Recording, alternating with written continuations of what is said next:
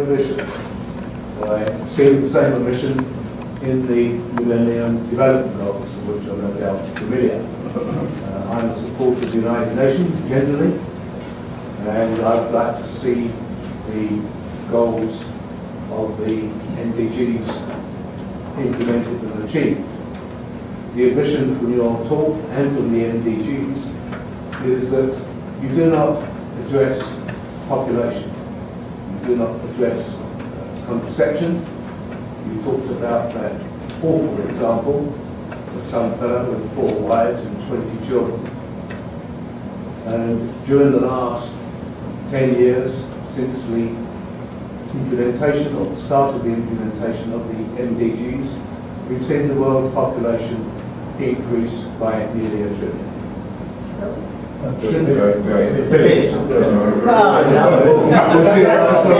couple zeros around.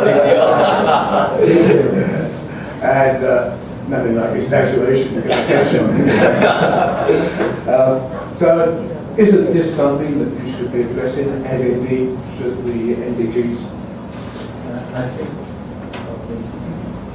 Has anyone here ever heard of Matt Ridley? What? Heard of Matt Ridley? He's an author. He wrote a book recently called The Rational Optimist. I don't agree with everything in this book, so I don't want to say that I do, but it was a fascinating book. Matt Ridley's he's an optimist in the purest sense of the word, and he believes that all the naysayers are wrong, and he believes that everything's getting better and not worse. And although it's so counterintuitive because we have so much propaganda telling, or not, I don't want to use the propaganda, we have so many voices telling us that so many things are getting worse, he's really, he's out of place in a lot of places in the sense that he doesn't really connect with a lot of people. But I try to have an open mind, and in the book that I was reading, his argument was, and I also agree with this, and I've also seen this through experience as well, but I'm just using him as a reference, is that as people are able to improve the quality of their lives, they're able to more naturally take control of these issues that lead to population expansion. If you go back a couple hundred years ago in America, was it not common for an individual to be able to have 7 or 8 or 9 or 10 children? I mean, I know that my great-grandfather himself, he had an entire baseball team. He called the Sons. Seriously, he had 9 sons. Yeah. And you have that because, you know, you don't have like formalized social security. You don't have things like tractors and a lot of other things that save you a lot of time. So you need labor in your farm to be able to run things. You need to know that once you can't work anymore, there's got to be somebody there who's going to be able to feed you, or else you're gonna die. And the list goes on and on and on. So if somebody is dealing with extreme poverty, they have a vested interest to have as many children as possible for these and other reasons. And so when you work with a person and you help them to be able to get a loan, to be able to start a business, and they're able to take more control over their financial circumstances, and their livelihood is no longer subsistence farming or things like this, then or you work with people to be able to increase the quality of their health and increase their intelligence or their education, things like this, then you're actually systematically eliminating the needs of that individual to have a large family.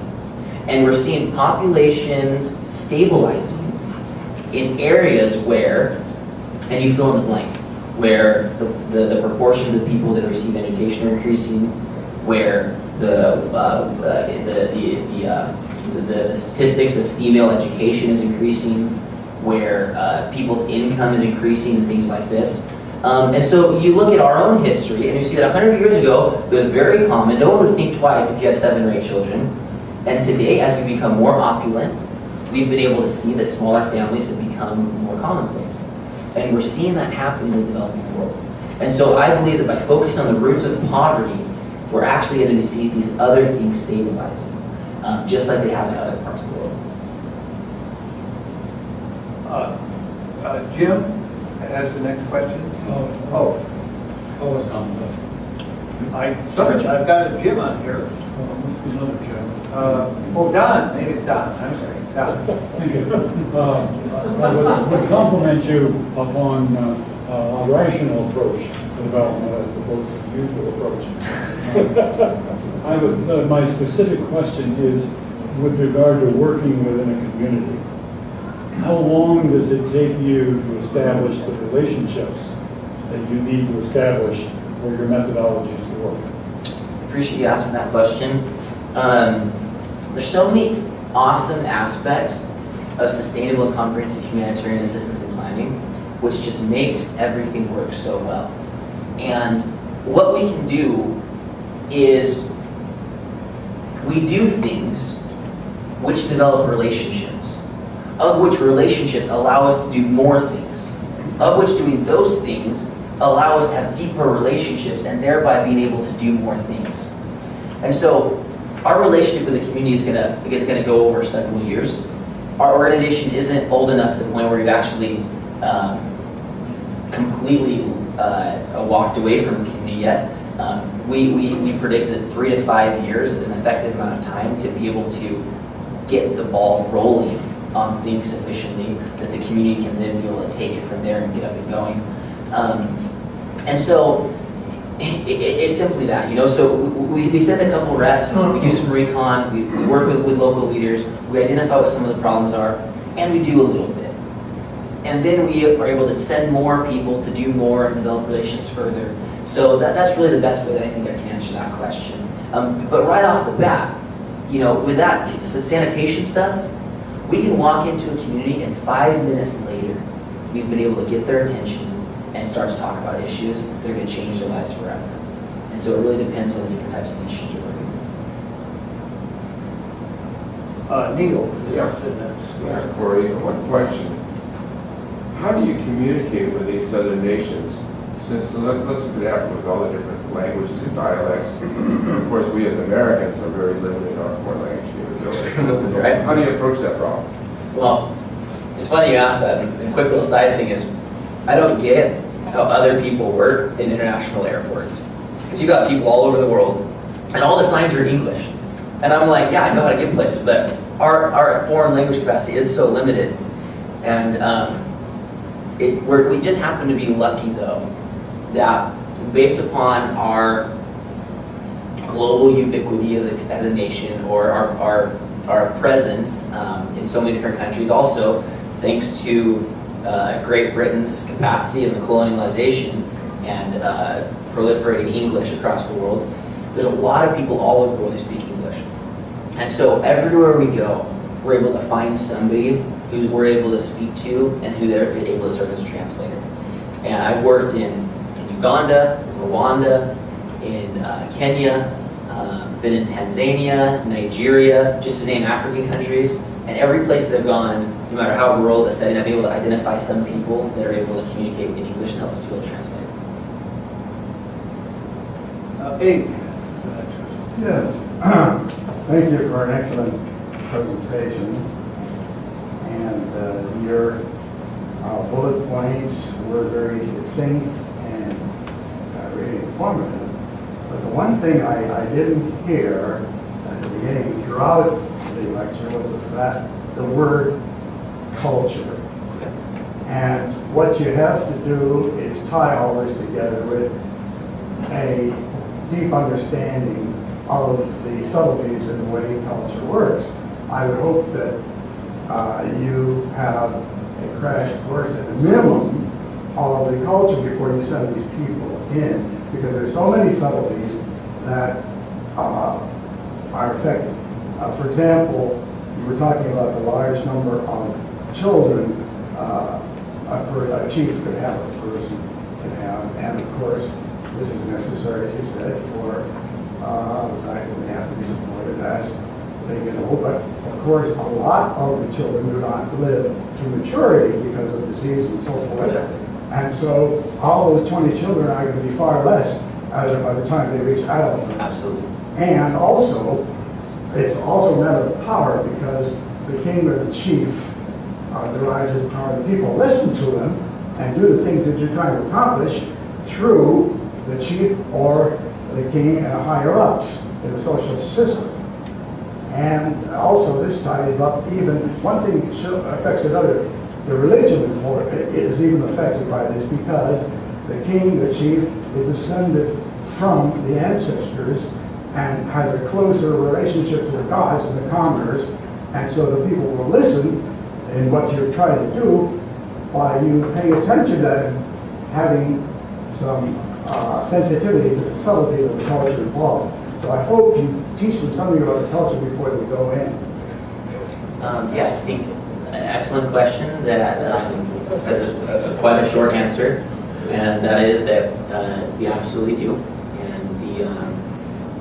And a lot of these pictures were taken from where approximately Western Kenya, and the tribe of those people is the Luo tribe, and they have their own heritage, their own stories, their own language.